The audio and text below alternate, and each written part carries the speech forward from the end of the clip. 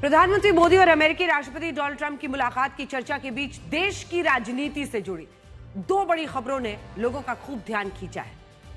एक खबर शिवसेना उद्धव ठाकरे, जहां शिवसेना यूपीटी के सांसदों की बगावत से जुड़ी है, और दूसरी खबर है उत्तर प्रदेश के पंचायती राज मंत्री ओपी राजभर के उस दावे से जुड़ी, और फिर उसके बाद केशव प्रसाद मौर्य के बयान से जुड़ी, जिसमें उन्होंने शिवसेना यूपीटी के बाद अब अगला नंबर समाजवादी पार्टी का है बता दिया है।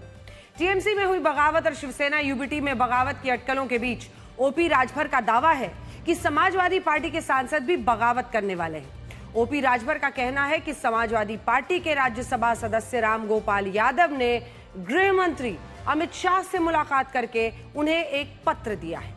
उनके मुताबिक इस पत्र में उन सपा सांसदों के नाम हैं जो पार्टी से बगावत कर सकते हैं। पहले सुनिए। आपने नहीं देखा, राम गोपाल जी एक बढ़िया चिट्ठी माननीय अमित शाह जी को थमा दिए हैं और कह दिए हैं उनसे धीरे से कि इतना लोगों का नाम है, ये लोग के बुला के अपने पास ले लीजिए, हम लोगों का जान बचाए रखिए। खनन प्रकरण में सीबीआई ने अखिलेश जी का भी नाम उसमें रखा है। बाहरी घूमत हुआ, गायत्री प्रजापति जेल में है वही मामले में, और गोमती रिवर फ्रंट में कोई गैर जेल में।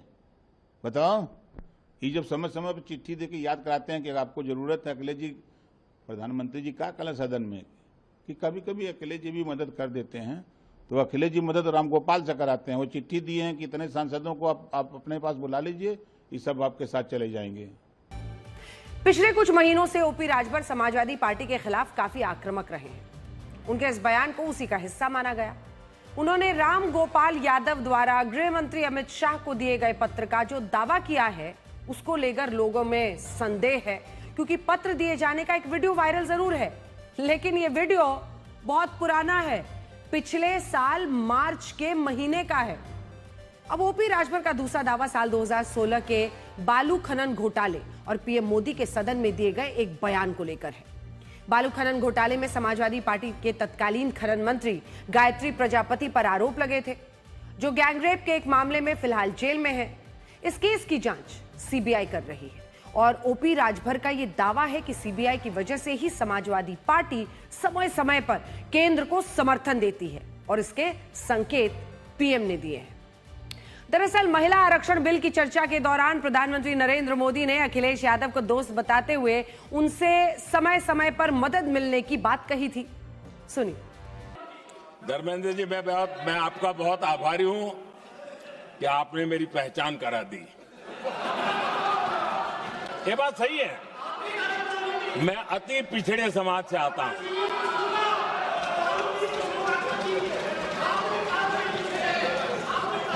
धर्मेंद्र जी, मैं आपका बहुत आभारी हूं, और अखिलेश जी मेरे मित्र हैं तो कभी कभी मदद कर देते हैं।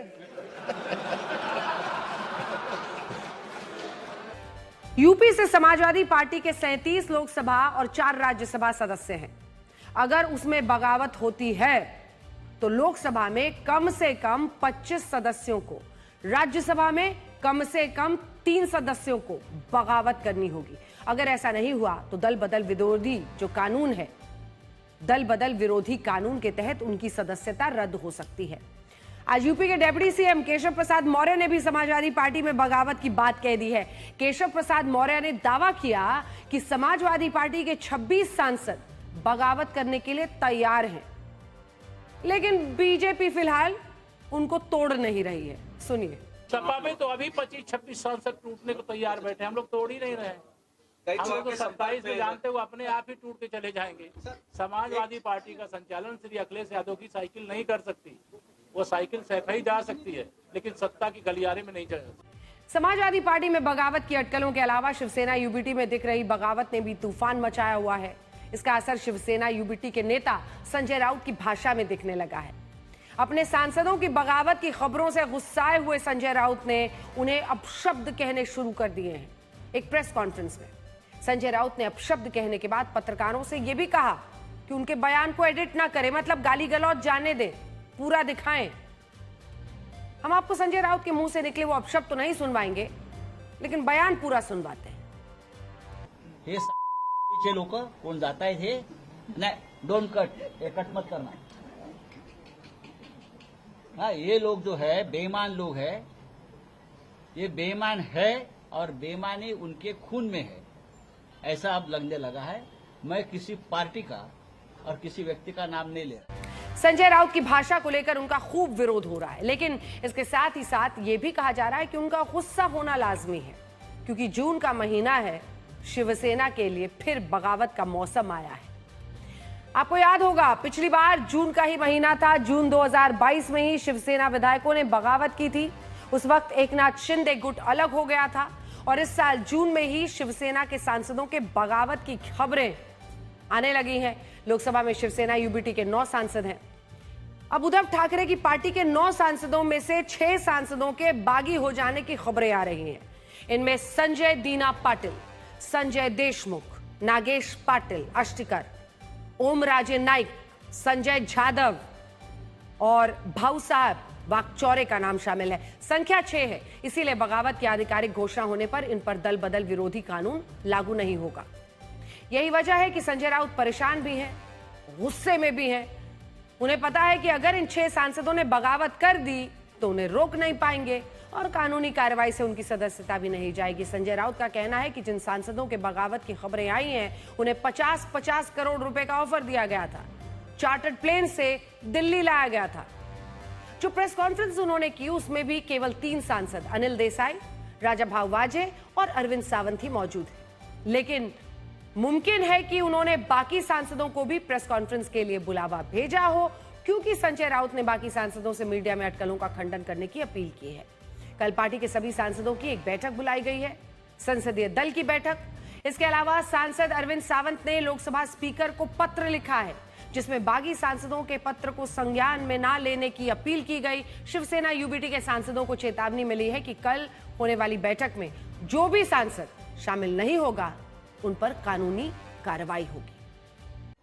ये उद्धव बाला साहब ठाकरे जी और बाला साहब ठाकरे जी के चेहरे पर लोगों ने उनको वोट दिया है। अगर कोई बेईमानी करता है तो याद रखिए, 15-15 करोड़ कल रात को दिया,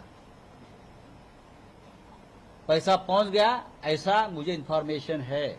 और बाद में चार्टर फ्लैट में बैठे, पहले पैसा हाथ में दे दो, वो पैसा लिया है लोगों ने, और बाद में चार्टर फ्लाइट दिया। नांदेड़ से, पुणे से, 3 जगह से चार्टर फ्लाइट छोड़े। शिवसेना यूबीटी में जो खलबली मची है वो यूं ही नहीं है। दरअसल सूत्रों से खबर है कि बागी सांसदों ने लोकसभा स्पीकर ओम बिरला को अपनी चिट्ठी पहले ही सौंप दी है। माना जा रहा है कि ये बागी सांसद गुट अलग गुट बनाना चाहता है, फिर कुछ समय बाद शिंदे गुट में शामिल हो जाएंगे। हालांकि एक खबर यह भी है कि लोकसभा स्पीकर बागी सांसदों से व्यक्तिगत तौर पर मुलाकात करेंगे।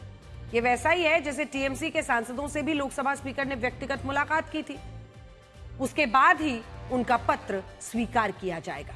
शिवसेना यूबीटी का मौजूदा जो राजनीतिक संकट है वो साल 2022 जैसा आ गया है। उस वक्त शिवसेना के 2 हिस्से नहीं हुए थे, लेकिन बगावत की अटकलें लगने लगी थी। बगावत की खबरों के बीच व्हिप जारी करके विधायकों को बुलाया गया। तब एकनाथ शिंदे की अगुवाई में शिवसेना के 55 में से 40 विधायक पार्टी से अलग हो गए थे। इसके बाद महाराष्ट्र में एकनाथ शिंदे की शिवसेना और शिवसेना उद्धव बाला साहब ठाकरे नाम की 2 अलग अलग पार्टियां ही बन गई। अब एक बार फिर से उद्धव की शिवसेना में बगावत की खबरें हैं और बहुत बड़ा संकट।